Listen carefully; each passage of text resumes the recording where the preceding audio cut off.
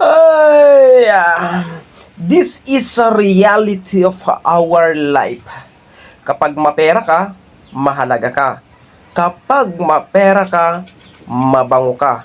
Kapag mapera ka, batiin ka ng mga tao kahit sa ang sulok ng mundo. Huwag niyong gawing Diyos ang pera.